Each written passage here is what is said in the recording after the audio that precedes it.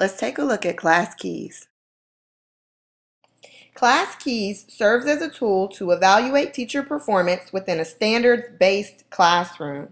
By evaluating a teacher using the Class Keys system, 3 questions are answered. How does the teacher plan? How does the teacher teach? Are the teacher's students learning?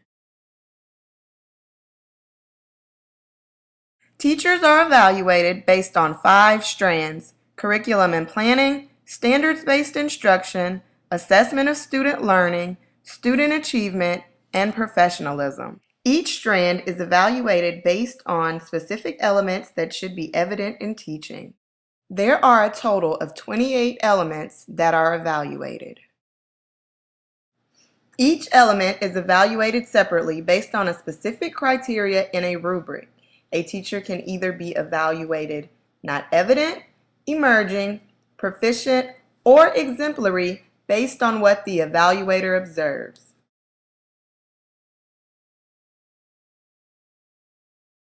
The process consists of several steps to be completed throughout the year. The first step begins with the teacher assessing and reflecting on their teaching. Step 2 is a pre-evaluation conference with the administrators. Once this has been completed, a series of 2 to 3 15 to 20-minute informal observations are conducted. In some cases, administrators from outside the school will complete the informal observations. Step 4 is a pre-conference evaluation to prepare for a formal observation done by the principal of the school. The formal observation is done in 60 minutes and is unscheduled. The next step is a post-observation conference to debrief on the formal evaluation. After this, 2 to 3 more informal observations are conducted. Lastly, all of the observations are combined in order to evaluate a teacher's performance at the end of the year. From here, a professional growth plan is created in order to guide a teacher's teaching the following year.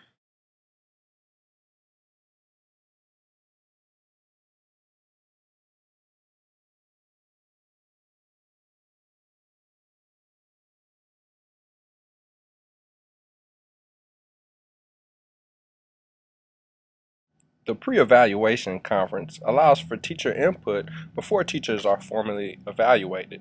This is very important because it allows the teacher to determine their own strengths and weaknesses related to the state standards. The pre-evaluation conference also gives the administrator the opportunity to communicate targeted areas of interest or upcoming informal observations. The informal observation aspect of the process is also very important because it allows for a formative process that helps to build teacher and administrator rapport. Teachers can now feel that they are actively involved in what can also oftentimes be seen as an overwhelming Class Keys process.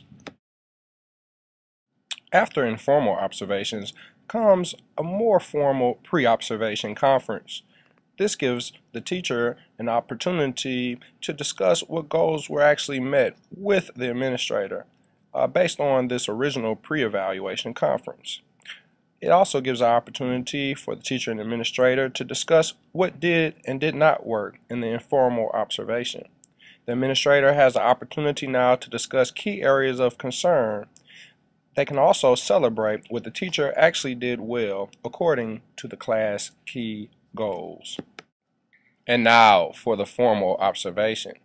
Teachers and administrators have clearly communicated their goals and expectations before this session ever comes about.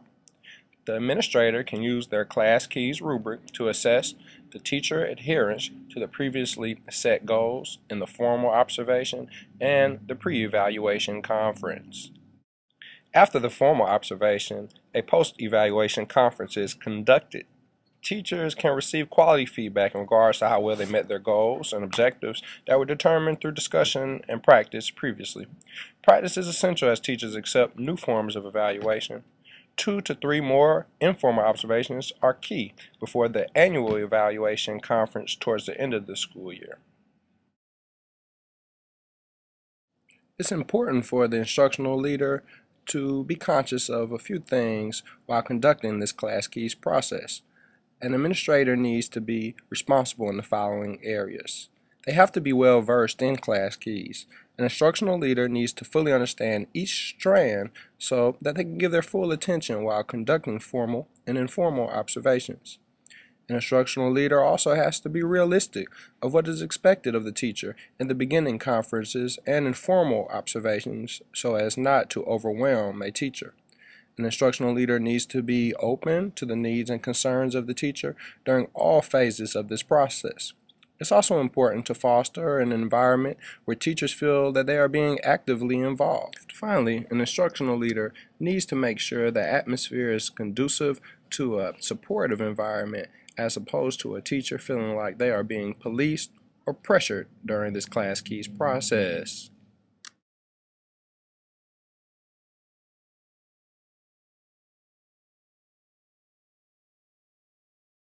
If done with fidelity, there are many benefits to class keys. It gives both educators and instructional leaders an objective process that includes teachers while helping both parties set and achieve clear goals. It also ensures that students are receiving a standards-based instruction and receiving it effectively. Each strand of the class keys process focuses on key component of the instructional process. With an effective curriculum and planning, a teacher can have a clear, big picture before the year ever begins.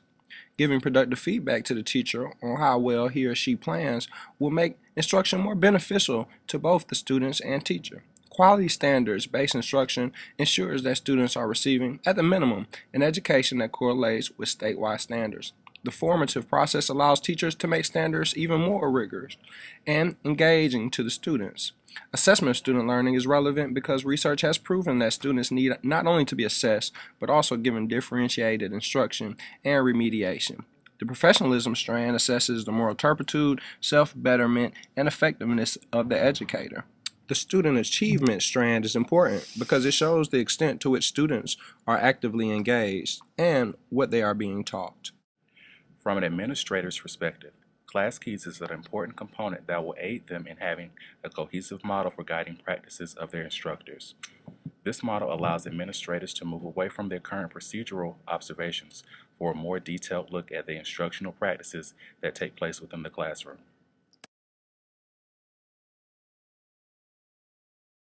A positive component of Class Keys is that it allows administrators as well as instructors to gauge three main components in the classroom. It gauges teachers as planners, teachers as instructors, and how well students are learning. Another positive attribute of this all-encompassing model is that teachers also have the opportunity to be reflective practitioners who are able to use constructive feedback given from their administrators to improve their practices. Looking at the puzzle pieces, it was seen that a potential negative component of Class Keys is that it allows Georgia school districts to create systemic models. This can potentially lead to the misinterpretation of many of the Class Key components. This model is very comprehensive, and the concern of whether or not school leaders will adhere to each component could also be raised. Within this instructional leadership course, we assess the role of a school leader through a supervision of instruction article. In connecting this article to a potential issue of Class Keys, the following quote shows potential issues that may arise. There are a variety of issues in the field of supervision that need resolution or at least significant attention. Overall, this excerpt shows how administrators at the state, district, and school level could possibly misconstrue Class Key components when it comes to supervising instruction.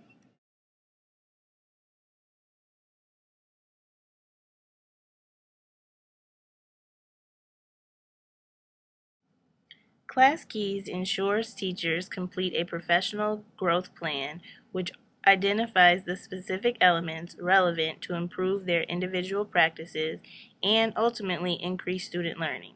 During the school year, the teacher and the observer meet to discuss the teacher's progress in the identified areas.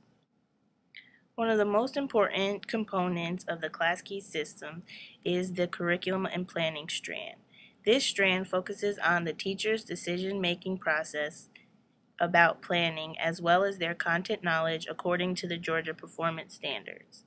Teachers are given numerous opportunities to collect evidence of their planning, content knowledge, and their ability to make real-world and cross-content connections. Evaluators use observations, teacher conferences, unit plans, lesson plans, as well as student interviews to gather a rubric rating. The next strand that assists teachers in increasing their knowledge and effectiveness is the assessment of student learning strand. This strand includes elements which are devoted to the teacher's ability to give diagnostic assessments and their use in their planning, to differentiate instruction based off of those assessment results, to create and give formative assessments, which includes their ability to question students, as well as creating a variety of summative assessments that are ultimately measured and aligned to the state mandated test.